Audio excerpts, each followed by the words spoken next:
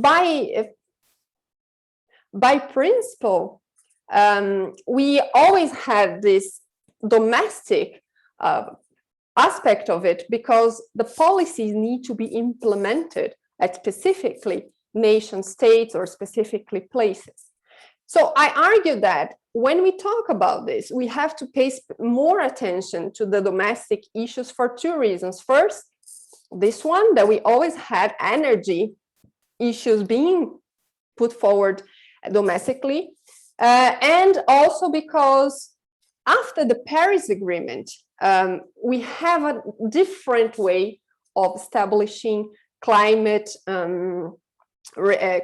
commitments. So before it, we had the Kyoto Protocol, in which a specific reduction target, so 5% at least compared to 1990 levels, was put forward for all the countries in the Annex 1 of the Climate Convention. So all the countries had the same commitment or duty to reduce their emissions.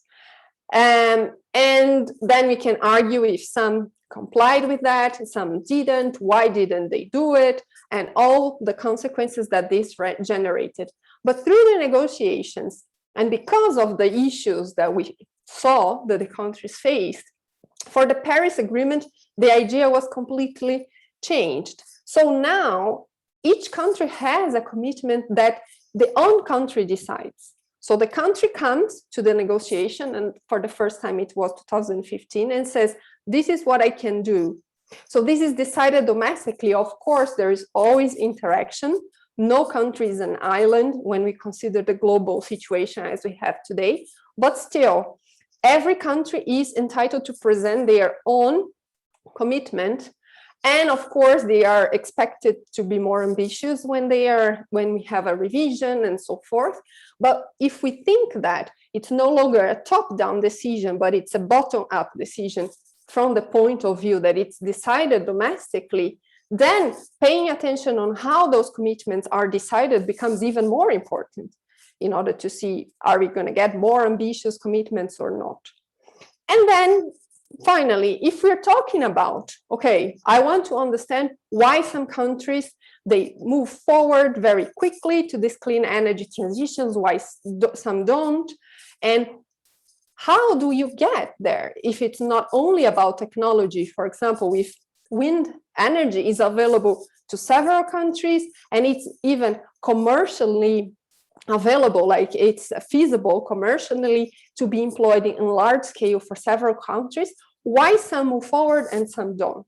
And then I argue we have to look into the institutions, interests, ideas, and networks, which is a framework of comparative politics or even economic, like political economy, and look at who are the actors that matter for this specific topic, what are their interests, and then sometimes related to this, but also in a broader sense in the domestic politics.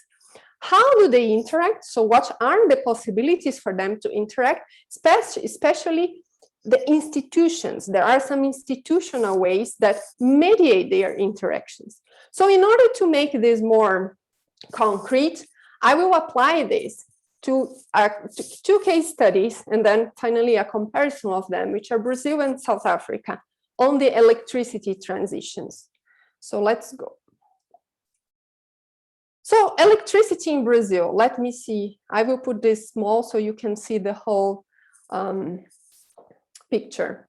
So this is a picture of the changes that you have in electricity, not energy in total. When you're talking about electricity, you are leaving outside the few and end uses that sometimes take place in industries. So only for electricity, excuse me, since 1990 until the latest data, which is 2019, we can see, it's small, but let me walk you through this, that here we have the blue, which is hydro. We had a very large amount of hydropower in like 100% of the electricity matrix. We could safely say it's more than 90% of the electricity was provided by hydropower in Brazil. And as we move forward, we can see that there is, first of all, a reduction in the role of hydro. So it's much smaller in 2019 compared to 1990, sorry. We have an increase in the role of sugarcane. So biofuels here, I know it's biofuels, but you can say it's sugarcane because that's the major source in Brazil. You also have here in pink, increase in the role of wind power, and that was very recent because even though you had sugarcane since 1990, wind starts to have a role in 2010, which is much later. You have solar, but it's still very small if we compare. But also, when you look to this side, which is the fossil fuels, you can see a clear expansion of the role of natural gas as well, which could be something to, okay, why this is taking place in Brazil. And so, looking into the context before we understand what really took place. So why hydro? And if we go back from 1990, you see that hydro has dominated electricity production from much earlier. So what happened? First of all, at the beginning, you usually would go for coal. That was the most used technology worldwide. But Brazil didn't have lots of coal reserves. And the reserves that it did have were considered not very good quality. But hydro technology was already known, and it started to be employed in the country. When you had the oil shocks in the 70s, and Brazil had also increased the use of oil, as everywhere in the world had done by that point, oil became really expensive, and for an emerging economy, you could consider it was even more expensive than for developed economies.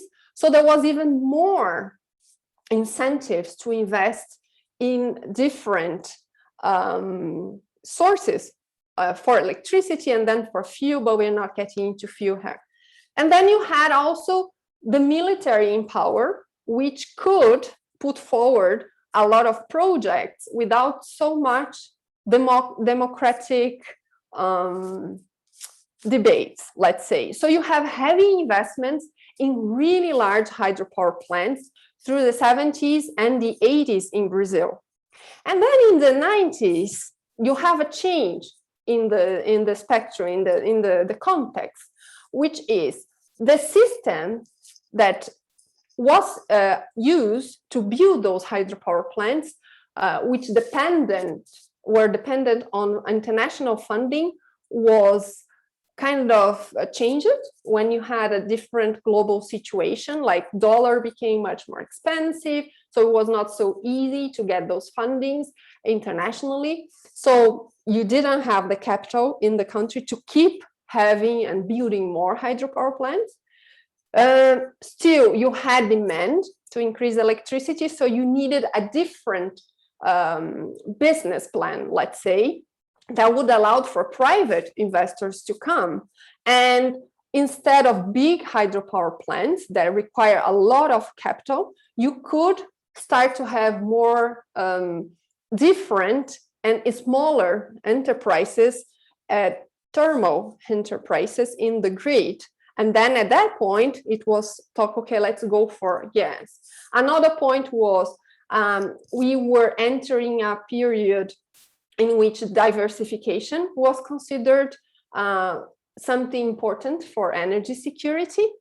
And because the country had just re-democratized, became again a democracy in the middle of the 80s, so we're talking about the 90s, a lot of what was going on the Amazon region, which was high rates of deforestation, got to the headlines, and environmental regulation, because of a lot of political pressure in Brazil and transnational due to NGOs and the interactions of indigenous communities with those NGOs, they got to the attention, and we started having some type of regulation to try to change this picture. And why this is important for us? Because at that point, the potential to explore hydropower in Brazil, the remaining one, was in the region, according to what we have in the reports. The other potentials on the rest of the countries were already being used or in phases of being used. So the new ones were there. Then what you have, in 2001 and 2, you have power shortages. This was very much a political event in Brazil. Everybody that was alive at that point remember what happened. It was huge, lots of political debates. And to deal with that, we had massive investments in thermal power plants because they can be built quickly. And using the gas that, remember, it was already on plan before, we had also started building pipeline with Bolivia for geopolitical reasons as well. We are not only talking about strategic energy securities. There was the need of Brazil to increase its presence in the Contentious, but we don't have so much time to go into that. But together with this massive investment in thermal power plants, we also had the first policies to have new renewable energy on the grid. Specifically at that point, with this policy, wind, biomass, and small hydros. Solar was not included at this point. And then we can have a third or fourth mark of this context in 2008, when you have massive investments in wind, because due to the financial situation that we had globally in 2007-8, the investors that were abroad, like especially in developed countries, started looking for new markets to explore, and they saw not only in Brazil but in other emerging economies opportunity to come and invest massively. So it became very competitive due to the potential, the wind potential that we have in Brazil. So what are the key actors if you're talking about that framework to understand what happened in Brazil? We can point, and their goals, like their interests and goals. So we can point the Electricity Planning Authority, although this changes through the years. Let's just take the picture as it is now. We have hydro and thermal actors, the role of state-owned enterprises. Nowadays, they're being privatized, but they had this role, and the large and energy-intensive consumers. So oil smelters, iron ore producers, they need a lot of electricity, a lot of energy for their business plan. So you have an agreement between them. Remember, we are referring back to the picture where we saw the changes, hydro reduced, a lot of gas included, some sugarcane.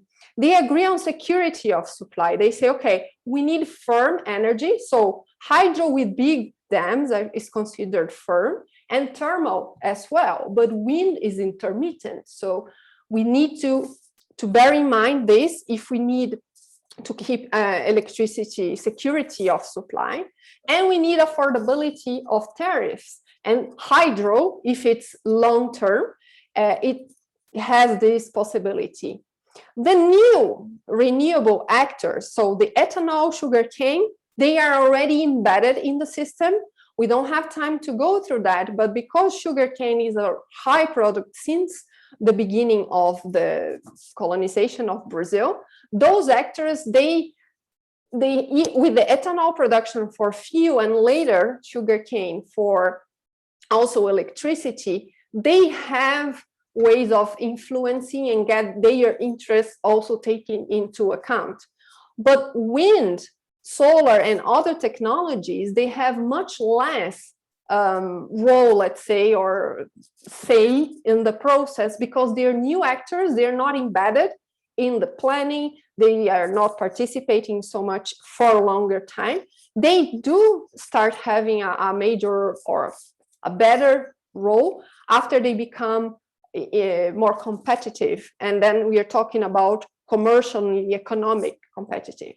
The environmental actors, regarding energy, they don't have a clear focus on Brazil, because in Brazil, the way the environmental agenda started was very much, there was a division between energy, or not so much intersection, that's better, between energy and environmental issues, as we see in other countries, because deforestation and land use change has always been a much bigger agenda in Brazil to the importance that it has. So when we talk about in the beginning, you have very much action against large hydropower plants in the Amazon region, of course, considering the impact of the energy technology, but also because of the impact of those enterprises for biodiversity, for local communities, for indigenous communities. But interestingly, in Brazil, you do not have a large-scale movement against thermal power plants because of pollution, as you have in other countries. You do have this specifically, so in some specific places where you have air pollution that is very intense, but usually it's because in metropolitan areas and because of you have other sources of pollution as well. It's not only about the thermal power plants. So if you would say that environmental movement is concerned a lot with the environmental impact of energy, by not having a movement against thermal power plants, even though they are increasing so much in Brazil, we can put this into question. And then civil society. Energy, again, is in the debate regarding access, regarding including people and having more access to energy, but we do not have a lot of jobs coming from the energy sector. So compared to other countries, you don't have so much this debate. And price, yes, price is very, very important. So for all countries, for all actors, also the civil society, the price is very much concerned. So whenever we have new thermal power plants in operation, our energy bills become more expensive, and that comes into the question. Otherwise, very, very little still. So we can see that there is very little debate on social aspects of energy right now to this point in Brazil. Then we have South Africa to compare. South Africa has a very different electricity matrix. So again, comparing from 1990 to 2019, we can see like this brown color is coal. So the amount of coal that is used, the dependence on coal has changed very, very little if we compare for those years. You do have a role of nuclear, which is more or less stable, some hydro, and nowadays you have wind and solar. Solar is more expressive in the context, of course, in South Africa than in Brazil. In Brazil, even though the absolute amount can be higher, in relative amounts, in South Africa, it plays a bigger role. So what you can see, there is stability here. So there is much less change. And how can we interpret this? First of all, South Africa, completely diverse from Brazil, has a lot of coal reserves and has developed, this is a term that comes from Professor Fine and Houston G. They developed this mineral energy complex. So the South African economy has developed these economic sectors related to coal, but also to mineral exploration. And this has become very important for South African economy through the decades to the 20th century. Then, when you have the apartheid regime and sanctions to it from the international community in the second half of the 20th century, the country for energy sources became even more dependent on coal, because we are looking only into electricity here, but if you add the fuel point, in South Africa, there is this technology that was developed from coal to liquid, even to have fuel from coal in order to avoid those embargoes that were taking place to South Africa because of apartheid. And then after 1990, when compared to Brazil, it was a bit later, but we could see that both countries had, let's say, a move towards democracy. You have this new climate agenda internationally, and South Africa slowly becomes an important player. So you have this need of changing some debates, at least in the country. You have crises like in Brazil you had in 2001 and 2. In South Africa, you have several of these power shortages that are connected with the need to expand the system, but sometimes you need to do it, but you don't need the resource, you don't have the resources to do it, or there is debate, and then there are power shortages. So you have in specific times. Still today, this is an issue in South Africa. Nowadays, just very recently, new coal power plants became more expensive, like to build from scratch. They're more expensive than renewables because the investment depends on foreign capital. And due to the climate situation, the World Bank and those international players are very reluctant to subsidize or to fund coal power plants nowadays. So it's becoming very expensive. And again, like Brazil, South Africa doesn't have, I don't think any country nowadays do, but anyways, the emerging economy is much less. They have the capital, the national capital, to do such large investments as large coal power plants need. On the other hand, coal is a large employment sector in South Africa. And lastly, but not least, exports of coal to other countries like India, they are very important to keep the balance of payments for South Africa. So you have a lot of interest here connected to coal. So again, looking into the actors and some of their interests and goals. So again, it's the same in South Africa as in Brazil. Security of supply and affordability of tariffs is very important. And then you have this player, which is the electricity utility, Eskom.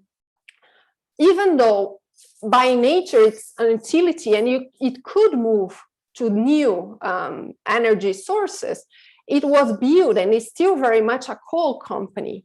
So all the business development, all the history has been through coal, and it is very powerful in the energy scenario in South Africa. So a lot of the reluctancy and a lot of the dependency is put forward by the role of Eskom in the system.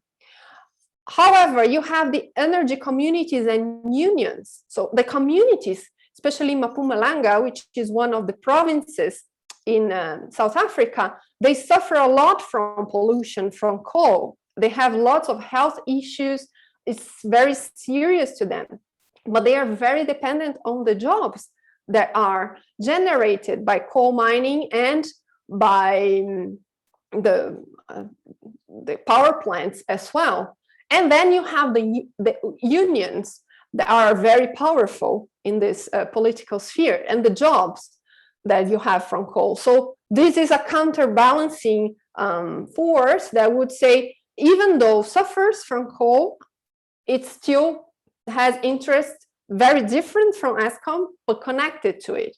And then the energy intensive industries, we are very much into the price of electricity, and then coal is the cheaper source, so they would be very favorable to that.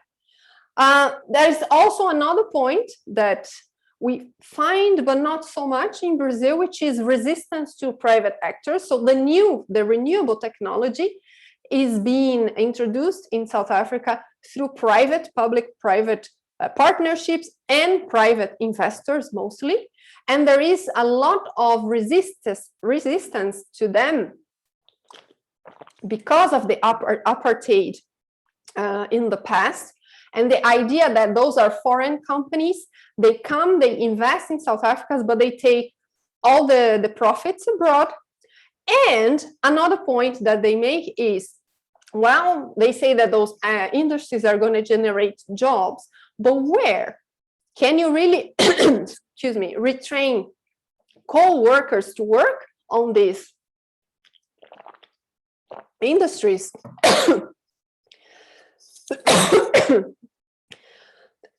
Sorry. Finally, you have the Department of Energy and Department of Environment. And another argument that is put forward is the just transition. So comparing Brazil and South Africa and entering more into our debate today, we have this urgency because we need to deal with climate change versus justice, which is to hear other actors. So we can see clearly that from the comparison of case in Brazil and South Africa, there the power is unevenly distributed. So both countries are new and relatively weak democracies, and they have long history of racial discrimination. So we can see clearly that although we have this ideal that every voice counts, when you look into the economic structure of the countries, the economic power is very concentrated in the hands of a few. So although you can argue about state capture, but I don't want to go too much into that, we can all agree that whenever the elites concentrate too much power, and then there are a lot of difference between them and other groups in the society, it is very hard that those societies will have common goals that in which they can all agree. So they might even agree on principle, but how to implement becomes very much a challenge to agree. So Brazil is ahead if we look into the numbers, considering that hydro has still very much a very important role, and then sugarcane and so forth. It is ahead in clean energy transitions, but it was because of technology options of the past. They were more economically feasible.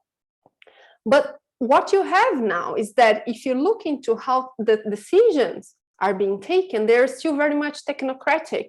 Very few actors participate and are heard. And there is not a broad societal debate about what future we want for energy in Brazil. In South Africa, it's a different picture. The dependence on coal for energy and economic reasons is very relevant. So this is very much more from the technical point of view. A clean energy transition is much more a challenge.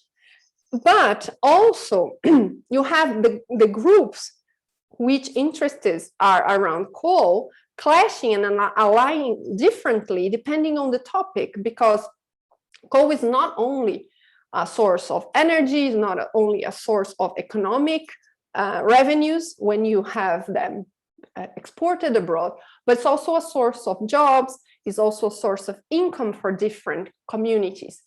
So it's very complex, and in order to have the solutions, you would have to go much more and into every specific society, look into this balance between different groups and how to include them. Like in these two cases that we identified, that there is a big difference. How can you include those different groups that are not so much participating? And just to bring other two examples very quickly, this is a situation that takes place in many different parts of the world. In emerging economies, you can find this so much. So these are just two other cases that I present from Latin America. In this region of Mexico, which is called the Tehuantepec, Isthmus of Tehuantepec, it's one of the best wind energy potentials in Mexico and in Latin America. And a lot of different enterprises have been started to be developed in the area in order to put forward this plan of reducing Mexican dependence also on fossil fuels. But it's also an area where you have different indigenous populations living, and they have different priorities or different ways of seeing both energy development and what they would like to see happening in their lives. So you can find a long literature exploring how those communities are finding their interests not match when companies, and especially foreign companies, come in agreement with regulatory authorities and the government to put forward this idea of clean energy technologies, they don't find their interests being respected as they wished. And the same is true when we talk about the lithium triangle in South America. We have this area between Argentina, Bolivia, and Chile, where you have a very great resources of lithium, and lithium became a very important mineral in the transitions because it's used in those batteries of electronics that we need so much, plus in the batteries for electric cars that are being started to be employed in some countries in the world.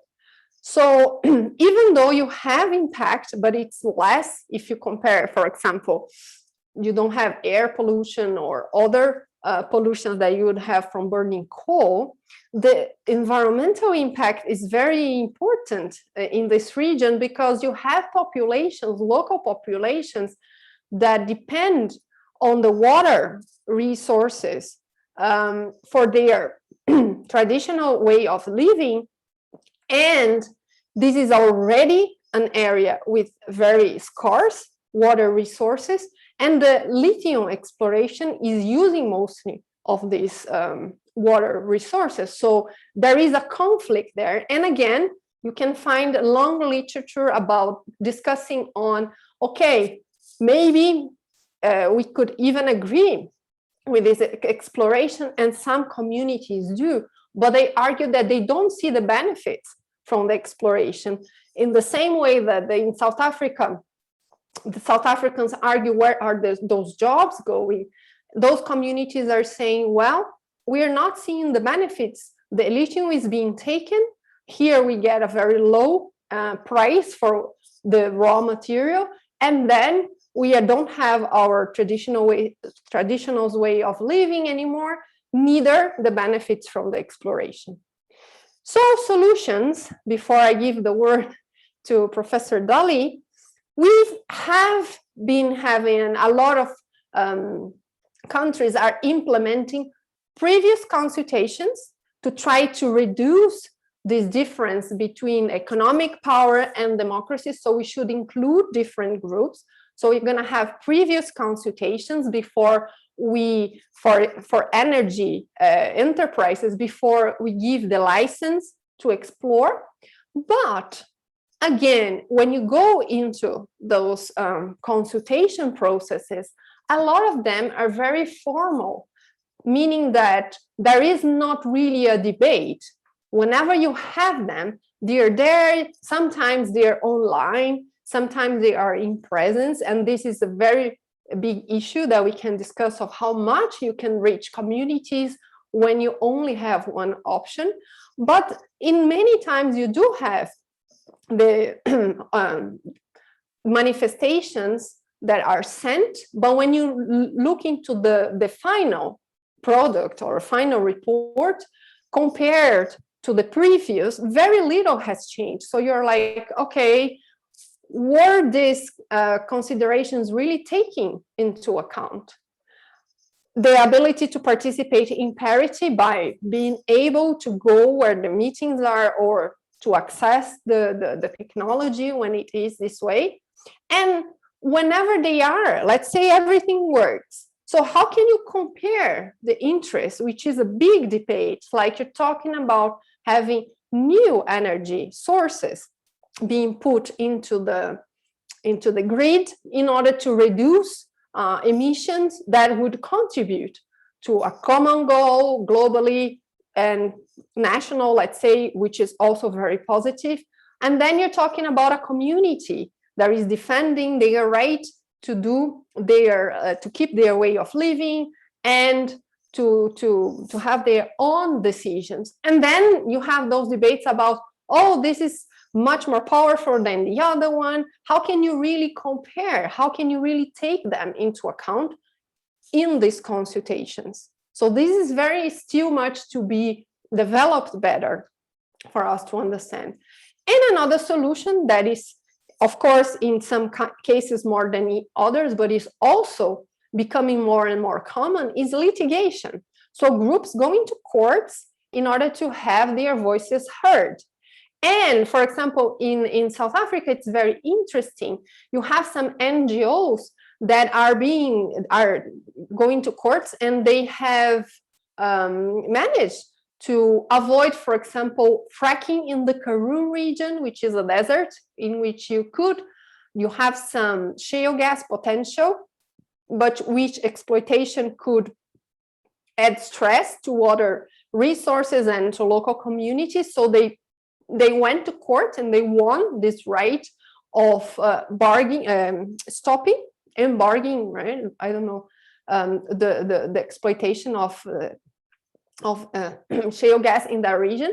And you have several other cases in different countries with sometimes very much the courts hearing the communities or hearing those representatives and giving them the win of the case compared to that.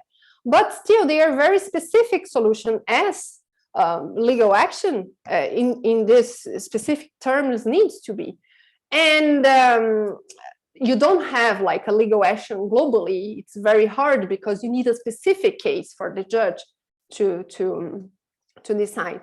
And they are usually temporary. I argue temporary because, okay, you didn't, for example, in South Africa, you can't exploit the coal in that region, but maybe they can start a process in another region, and then it's the same problem. So it's the same issue, but because it's a different region, it's a different case. So in principle, you didn't actually solve the issue. You just, for that specific case, it was successful, but not so much in the long run. So I want to give the word to Professor Daly, who will add a part before we start our discussion. So thank you so much, Larissa. That was really a fantastic sort of overview of some of the really complex issues, both on a global scale, but also focusing on specific case studies in Brazil and South Africa and a little bit elsewhere.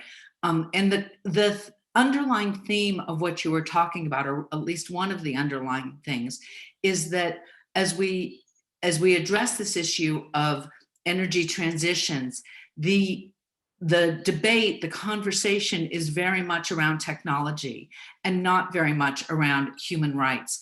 And so what Larissa has sort of asked me to sort of highlight that underappreciated aspect of this conversation, which is about human rights.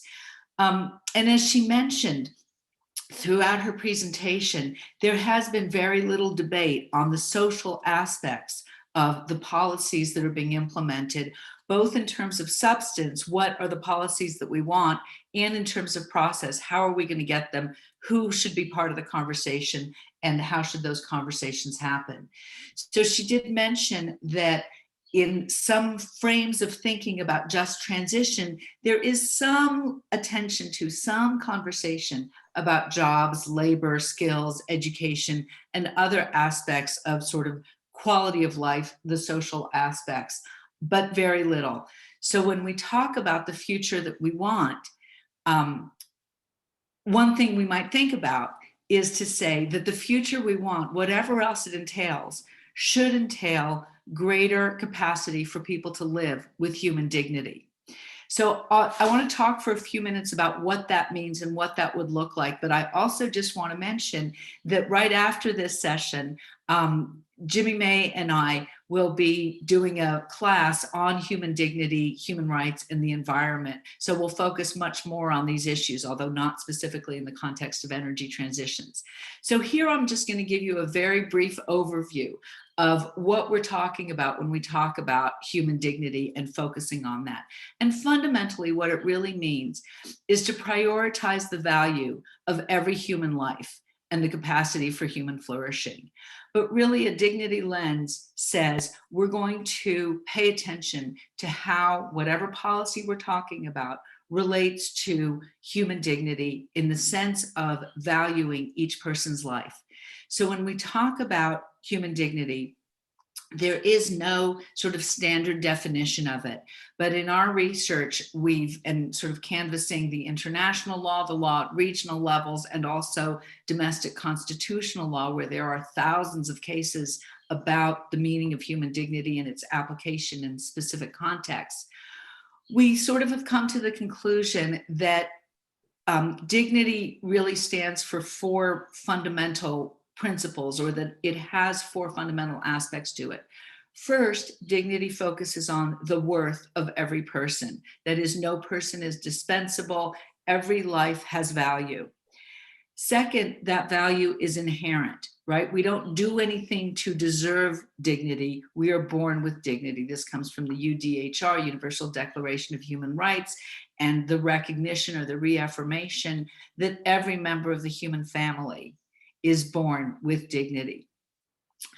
And third, that dignity that every person has is equal. Every member of the human family is born equal in dignity and rights. Nobody has more dignity than anybody else. Nobody gets to control somebody else's dignity. We all have equal dignity. That's a really hard concept to think about when we put it in these political terms, right? Because we're used to thinking about some people as being marginalized, being vulnerable, less important, less valid, less valuable than other people. And the sort of the mandate of human dignity is to completely and absolutely reject that notion and accept that every life has equal value. And when we say every, we mean that in a universal or a global sense, right? So that, as the UDHR says, every member of the human family, no matter where, throughout the world. It doesn't just apply to people who are born with high dignity or people who are born to a certain status. It applies to everybody. And what that means also specifically, of specific relevance to these kinds of conversations, is that it means that not only do present generations have inherent and equal dignity, but future generations do as well. Every person who will be born a member of the human family has an equal claim to have their dignity respected as every person who is alive now. So that's a really important and sort of robust mandate, that we're going to have policies that reflect this equal and inherent and universal worth of every person. As I mentioned, this concept is not just a philosophic concept, but it has a lot of weight in law. So we see it reflected in the UDHR, in the International Bill of Rights, as well as in many international instruments. We also see it very much reflected at the regional level in Europe, in Latin America, in Africa, these places that Larissa was focusing on, and also in most of the world's domestic constitutions recognize the primacy of human dignity as an overarching value of the state. In the Peruvian constitution, it actually says that the very purpose of the state is to promote human dignity. In Kenya, the constitution says that the purpose of human rights is to promote human dignity.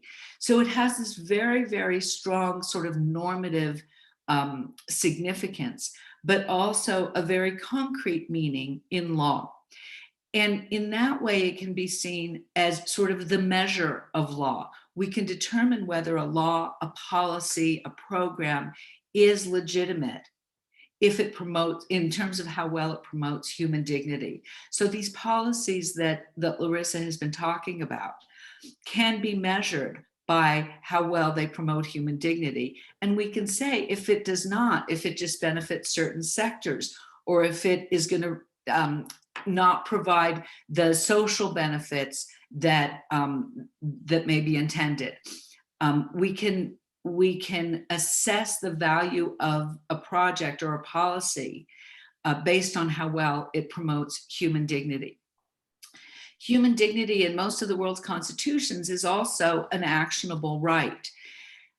And that gives, and again, sort of that gives it more heft, more weight in law, that people can walk into court and say that policy or that decision to extract to do fracking in this area or to extract lithium in this area. Those policies violate my dignity, and people can walk into court and make those dignity-based claims. And courts have responded to dignity-based claims in a number of different ways, in a very, very broad range of ways. And so I'll just mention a few of the sort of takeaways from this very, very vast body of law.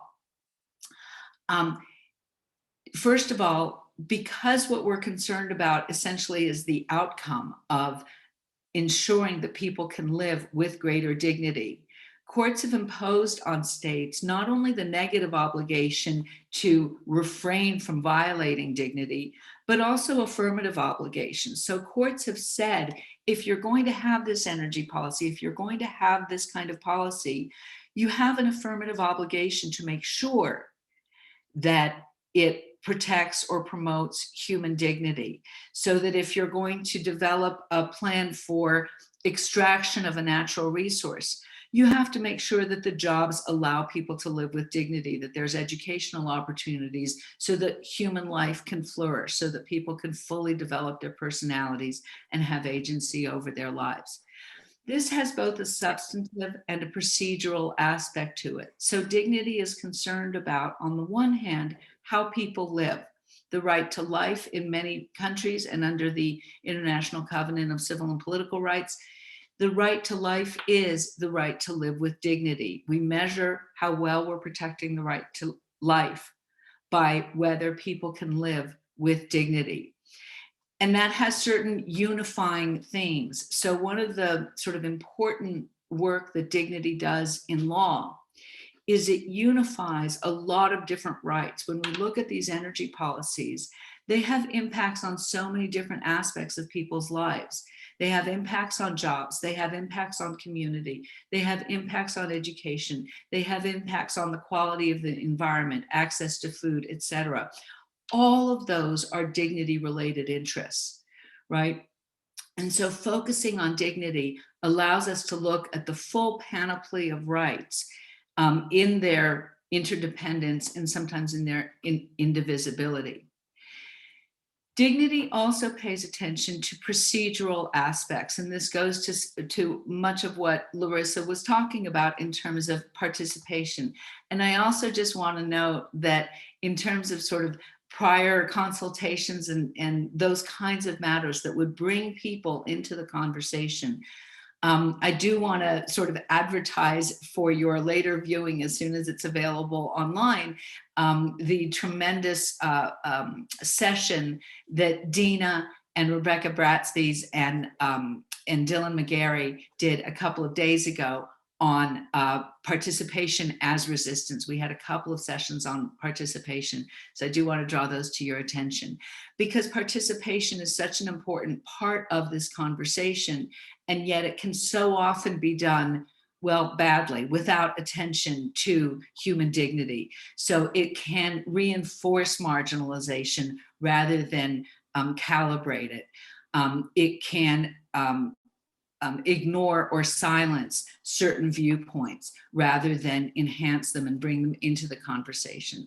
So if we take dignity seriously and take the equal dignity of every person seriously, then we want to include in our participatory processes, we want to include those voices that have been marginalized in the past, which are often those voices of people who are most affected by the policies we impose. And finally, I just want to mention that I think that there's sort of a non-retrogression principle implicit in the commitment to human dignity. And what I mean by that is that if we are truly, as a global community and on the national level, committed to human dignity, we would make a commitment to not have policies that limit or retrench on human dignity and provide fewer protections for dignity than have existed in the past. So that when a country decides to go towards hydroelectric or wind power or whatever it is, or to have more coal, it needs to say whatever the level of human dignity is now, our new policies cannot retrench on that, cannot bring us backwards. And with that, I just want to sort of mention that some of the questions in the chat, and I really appreciate the questions, and we'll get to them in just a moment, but some of the questions really focus on this question of how do we enhance human dignity on the one hand, ensure that people have higher and higher standards of living, have more and more access to more and more things, while at the same time protecting us against climate change specifically, and that's not a specific thing, but focusing on protecting us against climate change, and which has huge impacts for and threats to human dignity. And how do we create an energy transition policy that enhances human dignity while we're also focusing on the environmental problems? So those are some of the conflicts that we would want to think about if we're going to take this human rights or human dignity perspective on these issues. So thank you.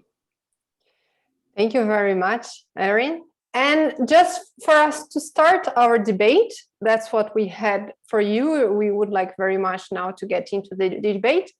But if you would like to go to Menti with this code, we have this question for you. So considering this and considering that we didn't present you with solutions because, well, if we had them, for sure we would be in a better situation right now globally.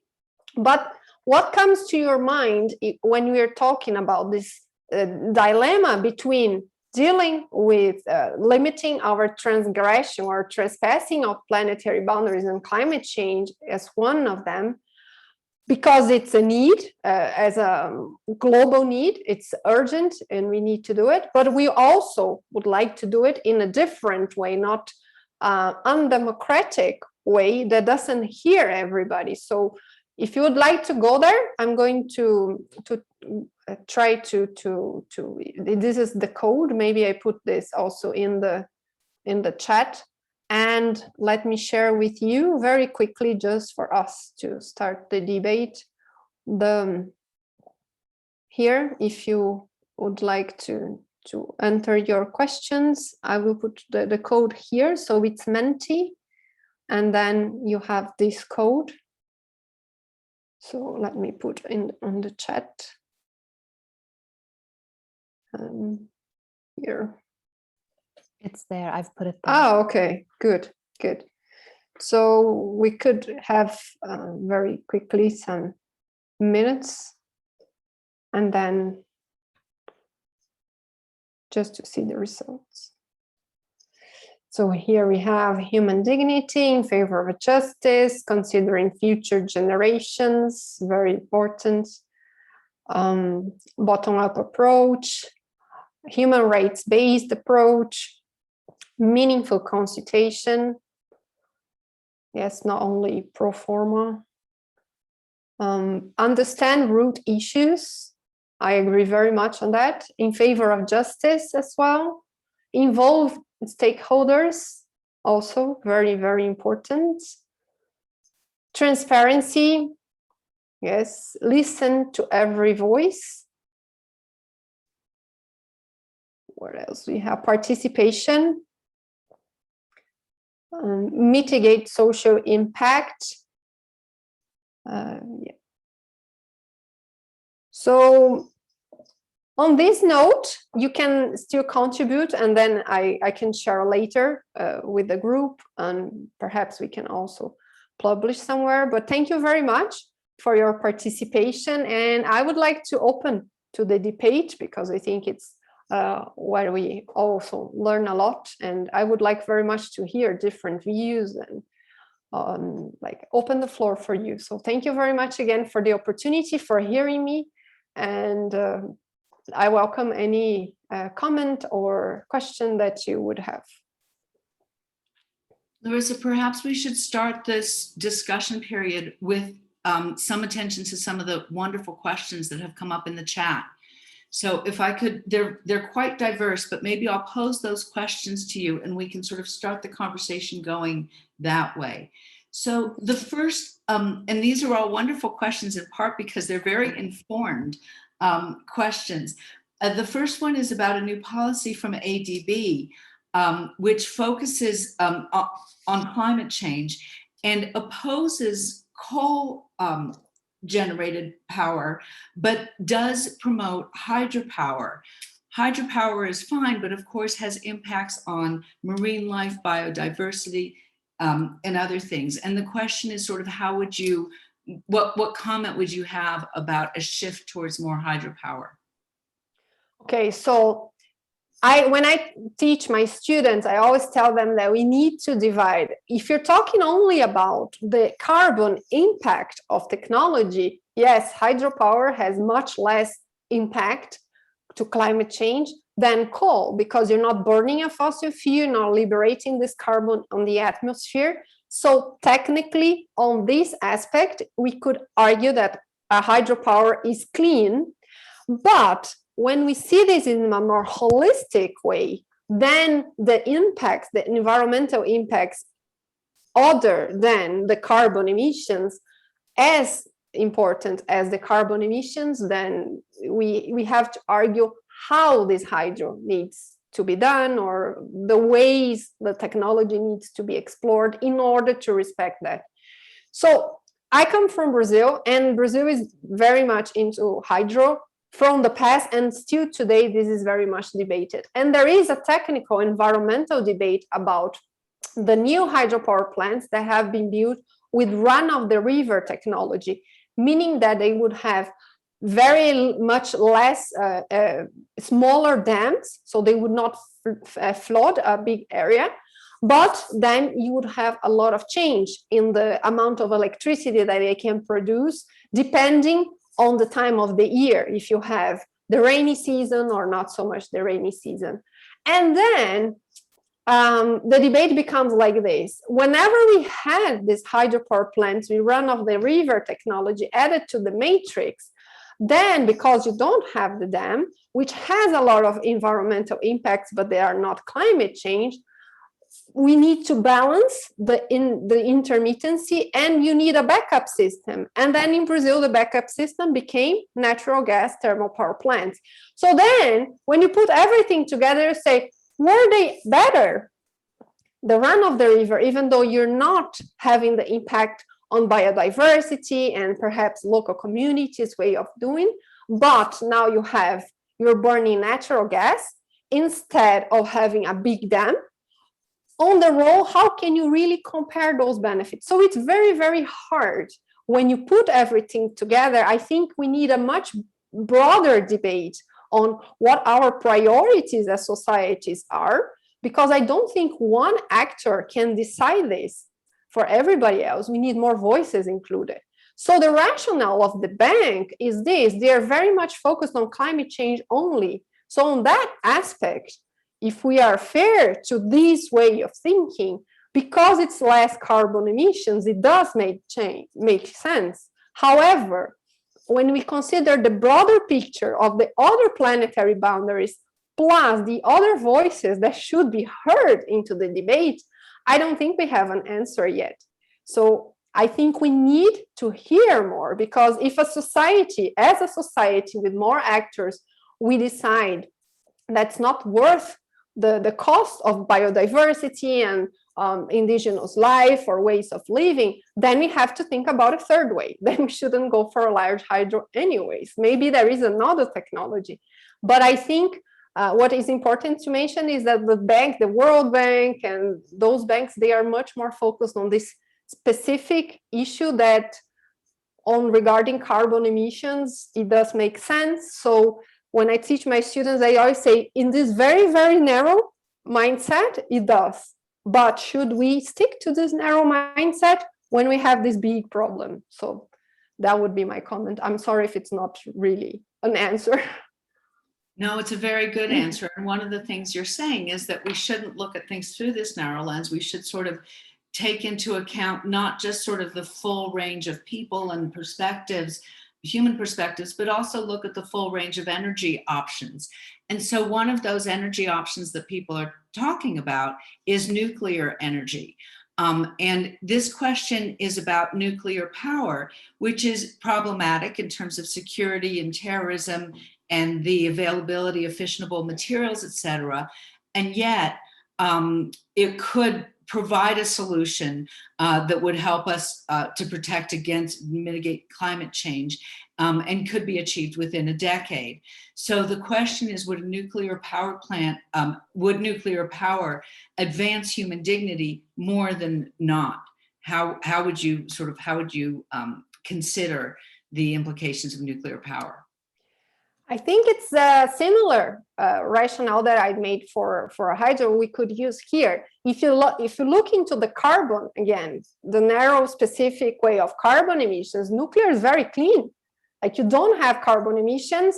It's very intense, like a very small amount of nuclear fuel can generate a lot of energy. So it's very efficient, it's carbon clean. And so from the point of view that we want to advance and promote clean technologies, carbon clean technologies, it's true, like, you're looking into very narrow technical way, but then you have the waste, then you have all the danger that relates to the disasters and long-term dangers, like what you're going to do with the waste. You have the impact for other species that has not been considered very much so far, but happens with the waste.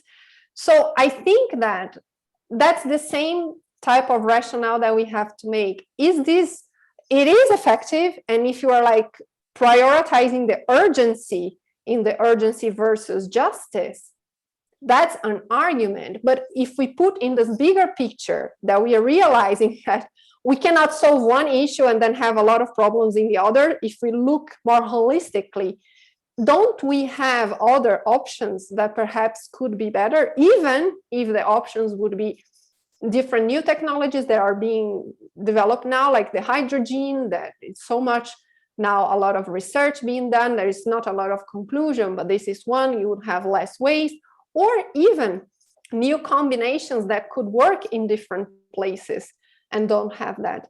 So again, I don't think it's a closed answer, but I think the important is when, as a society, when we discuss the implications of the life cycle of the energy, then we need to add other issues that are not only the carbon intensity of the source to the question. So there's another question that sort of puts this balance much more directly. And that is, in India, 60 to 70% of the electricity production is through fossil fuels. But as the nation globally is pledging to electric vehicle transition, of course, this has to do with human dignity also, right? Sort of people having greater access to material goods, which unfortunately is a dignity issue, even though it has energy implications. So it would increase the demand for more electricity production in India. And the question is how to ensure that this electricity is produced through renewable energies. That's a very good question. And that's also something I always tell my students, like, we talk a lot about electrifying, like becoming more reliant on like electricity because it's considered cleaner than, for example, burning oil in our cars or in the buses and so far. But then we have to remember that electricity is not a primary source, it's a secondary source. It comes from a primary source. So it matters a lot how your electricity is produced. So if you think about, again, more holistically, and the life cycle emissions, is it better to have a car that is fueled by electricity produced by coal, or a car that is moved forward by ethanol, which is, they have emissions, both of them have emissions, but at the end, which option is gonna impact less? And this is not something that can be taken for granted. You, again, are gonna have to look into the specific domestic, subnational, or regional picture in order to understand that. So there is no one size fits all solutions. That's the one conclusion that I could have from my research. We're very heterogeneous and we need to look into domestic or subnational or regional reality. So in the case of India, yes, that's very, very, very important to question if they move forward with electrification, but they still produce a lot of their electricity through fossil fuels, coal and others. That's not going to help globally, considering the carbon amount. So perhaps in India, because it's more challenging than in other countries, which the electricity is already produced by renewable resources. So India would be similar, for example, to South Africa. There is so much dependent on coal. This is a challenge that even though they move to electrification, this challenge remains. So there are two challenges together. It's not only moving to electricity. If your electricity is still carbon intense, you still need to look into that. Thank you so much. We do have time for one more question. I do want to get your thoughts on this because it's a very challenging question for you. But the question is really, do you think it's possible to reach a just energy system within capitalism? So this is a question that asks us to really think about the role of capitalism in accomplishing these various goals that we're talking about, knowing that capitalism relies on generating perpetual profit from the exploitation of natural resources and human labor. And if not, what other economic system do you think would be more adapted to the challenges that we face?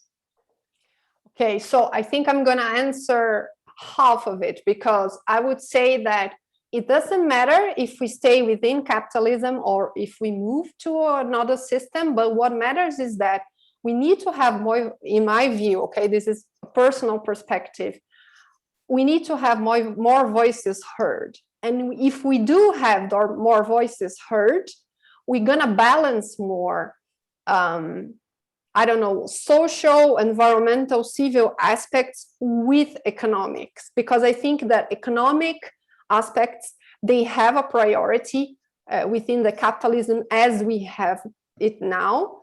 So it's not balanced. So if we are going to balance this, then definitely we are changing capitalism, because you're not giving so much priority to economic interest as such. You're going to have to, okay, this economy is working for what? Because the economy, at the end, it's not an end in itself, even though it looks like it's working for something else. But the way it is working now, and then in countries where the democracies are weaker and we have a more imbalance between those social and civil rights and economic rights, this is even more latent. You can see that.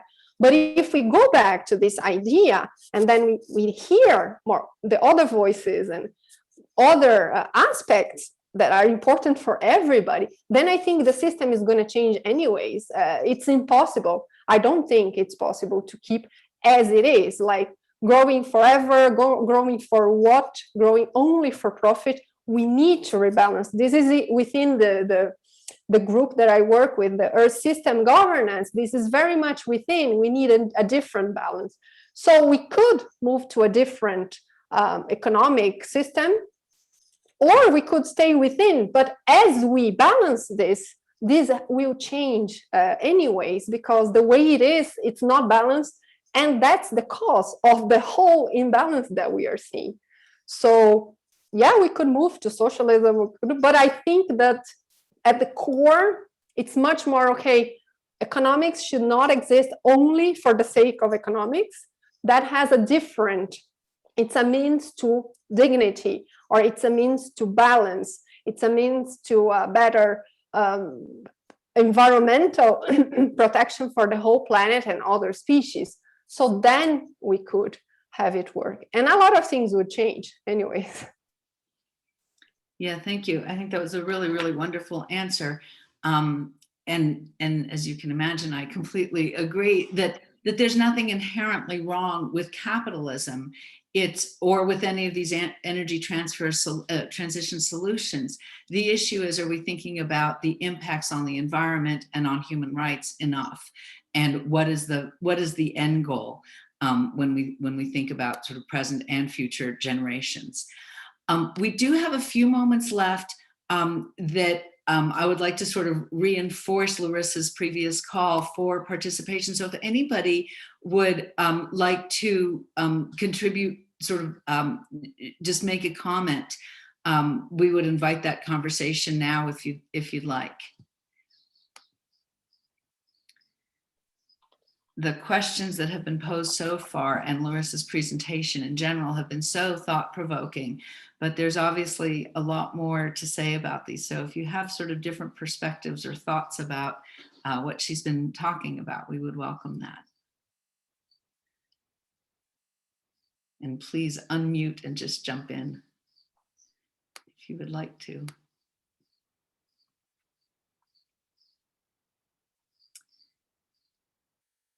And if we don't have any further comments other than a number of thank yous and great job in the chat, so thank you for that, then we can close the session.